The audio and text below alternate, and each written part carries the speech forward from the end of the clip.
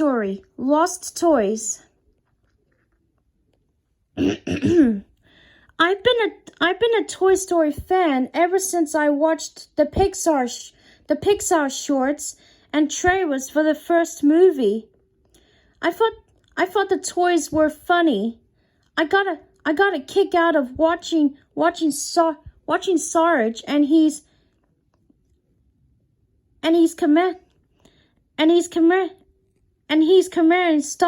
stumble across the surfaces with their plates attached to their green legs. I loved it all. When the second and third movies came out, I worked overtime to get tickets, but because I was that crazy about the movie after Toy Story 3, I had stopped thinking about it and moved on. About a month after Toy Story 3 had moved onto DVD and Blu-ray, I went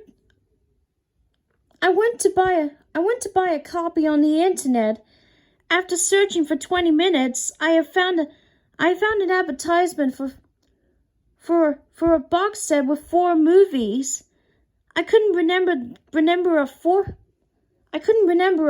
movie, but I brought it anyway.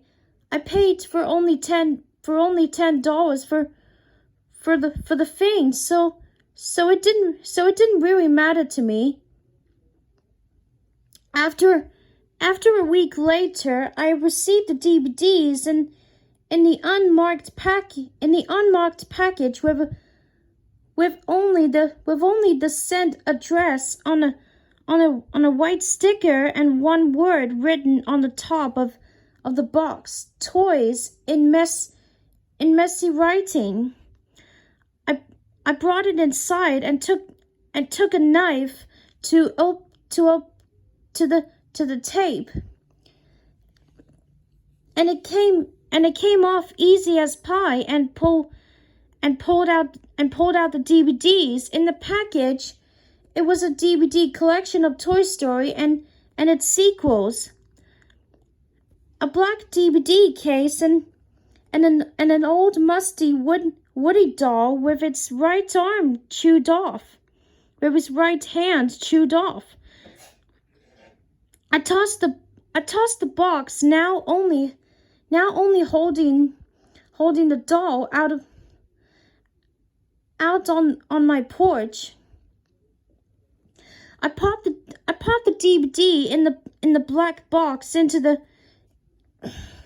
DVD player, and I saw Andy running around with Buzz and Woody. He was laughing and playing in the yard. I thought to myself, all right, I got an extra short. That's cool. And I sat down with a cup of instant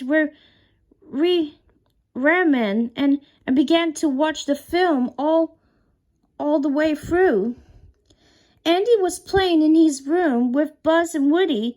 Then all of a sudden, he stopped laughing. He had stopped laughing.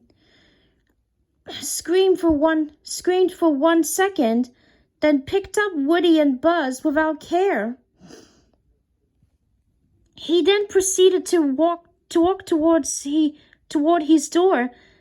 He opened the door and stepped into the hallway, walking past his sister Molly, who at the time was still an infant. He laughed at a playful laugh and then kicked Molly in the stomach. She screamed, and Andy just laughed. He didn't care. He didn't care. He walked out of his front door and walked into an empty lot and threw the toys in the grass and yelled, "You're nothing to me." Woody and Buzz jolted alive and ran after Andy. Then they crossed the road. Both of them got hit by a passing car, pushing them further away from Andy's house than before. Woody screamed at Buzz. Then they both started crying. Woody then pressed the purple button on Buzz's helmet, retracting the face shield.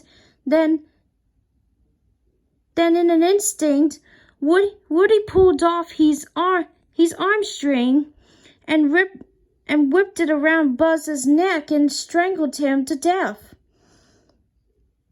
The screen then faded to black, then only fade into a voice of a little boy looking in the grass of his yard to find Woody doll laying there covered in dirt, missing hand. The boy had taken it home to give to his father, saying, "Dad, can you fix it?" The father smiled and said, Yes, we're going to fix it." "Yes, son, we can fix it." Then he took it to a small room with a computer. He threw the doll into a box and labeled the top "Toys" in messy writing, the same writing